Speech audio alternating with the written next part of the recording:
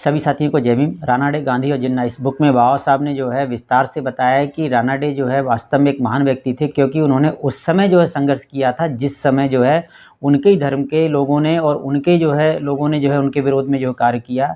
उस समय दो प्रकार के लोग थे। एक तो जो है राजनीतिक सुधार करना चाहते थे, मतलब सत्ता प्राप्त करना चाहते थे। उनका कहना ये था कि सत्ता पहले मिले और उसके बाद हम जो है सामाजिक अधिकार की बात करेंगे और तब दे पाएंगे। तो बाबा साहब कहते हैं अधिकारों की रक्षा कानून द्वारा नहीं, समाज के सामाजिक और नैतिक जो है अधिकारों के द्वारा होती है। तो कितनी बड़ी बात कही है। तो इस बात आप इस कड़ी में जुड़े रहिएगा, इसी बात पर चर्चा करेंगे। तो बाबा साहब ने कहा कुछ लोग जो है राजनीतिक सत्ता के जो है ज़्यादा जोर दे रहे थे कि राजनीतिक सत्ता पहले आनी चाहिए। तो बाबा साहब ने ऐसे प्रमुख 3 कारण गिनाए, जिसमें जो है उन्होंने ये बताया कि ये कारण हो सकते हैं, इसलिए वो राजनीतिक सत्ता के बारे में पहले बात कर रहे थे और रानाडे जी के बारे में उनके जो है कार्य को जो है बाधा जो है डाल रहे थे, या उन जो कार्य कर रहे थे उस पर जो है वो लोग विरोध कर रहे थे। तो पहला कारण आपने जाना कि पिछली कड़ी में कि बाबा साहब ने कहा कि कुछ लोग ये सोचते हैं राजनीतिक सत्ता जो प्राप्त करना चाहते हैं कि हम जो है अधिकार जो है लोगों को देंगे। कब देंगे? जब हमें जो है राजनीतिक सत्ता मिलेगी। तो बाबा साहब कहते हैं कि जिन लोगों को अधिकार ही नहीं है उनको जो है अगर आप जो है सत्ता हासिल कर भी लेते हैं तो ऐसे लोगों के लिए वो जो है किसी काम की नहीं। वो आप उनको अधिकार कुछ भी नहीं दे पाएंगे, क्योंकि उनके पास पहले ही अधिकार विहीन है। अधिकार विहीन मतलब गुलाम लोग हैं, और गुलामों को जो है जब कोई अधिकार ही नहीं है तो वो किसी काम का जो है सत्ता नहीं है, उनको कोई रक्षा उनकी नहीं हो पाएगी। दूसरा कारण जो आज की कड़ी बाबा साहब कहते हैं कि जो है राजनीतिक सत्ता जैसे हम प्राप्त कर लेंगे तो लोगों को मूल अधिकार दे पाएंगे। तो मूल अधिकार दे पाएँ तो बाबा साहब कहते हैं यह भी जो है गलत सिद्धांत है, क्योंकि मूल अधिकार तब हो पाएगा जब लोगों को समाज में एक समानता हो, सम भाईचारा हो, समाज में लोगों को जो है एकरूपता मिली हुई हो, उनको अधिकार समाज ने दे रखे हों समान भाव से।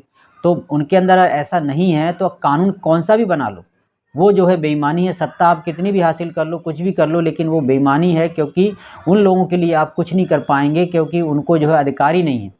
तो उन्हीं के शब्दों में जो मैं कहना चाहूँगा, प्रत्येक व्यक्ति को मूल अधिकार प्रदान करने का विचार निस्संदेह बहुत ही प्रशंसनीय है। प्रश्न यह है कि उनको कारगर किस प्रकार बनाया जाए। प्रचलित मत यह है कि जब अधिकारों का विधि में अधिनियमन हो जाता है, मतलब कानून बन जाता है, तो वे सुरक्षित हो जाते हैं।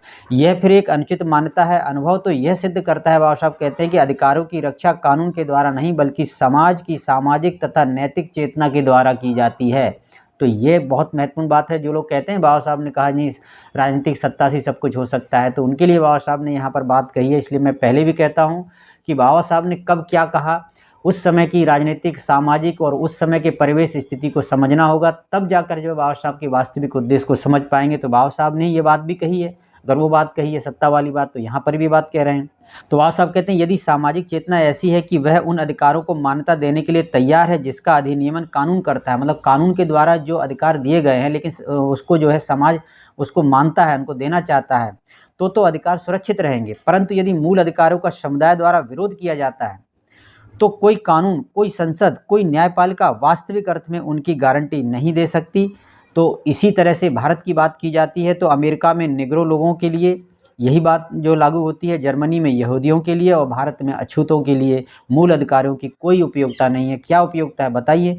तो बर्क ने कहा है कि भीड़ व बहुसंख्या को दंड देने के लिए कोई तरीका नहीं मिलता। इतने सारे लोग जब कानून को नहीं मानते तो उसको जो दंड देने का कोई तरीका नहीं मिलता। हाँ, कोई एक व्यक्ति अगर ऐसा करता है तो उसको दंड दिया जा सकता है। यह उन लोगों को समूचे निकाय के विरुद्ध कभी कार्रवाई नहीं कर सकता जो उसका विरोध करने का निश्चय कर लेते हैं। इसलिए बाबा साहब कहते हैं कि जो लोग ये कहते हैं ना कि राजनीतिक सत्ता जो है सबसे पहले मिलनी चाहिए, तो हम सामाजिक जो है कुछ परिवर्तन करेंगे, सुधार करेंगे, अधिकार देंगे, इसका कोई भी फायदा नहीं है। तो इसलिए बाबा साहब ने ये 2 कारण गिनाए। तो तीसरा कारण आप अगली कड़ी में जानेंगे कि स्वशासन लोग चाहते थे, तो स्वशासन का भी जो है क्या फ़ायदा मिलेगा। तो मिलते हैं अगली कड़ी में। सभी साथियों को जय भीम।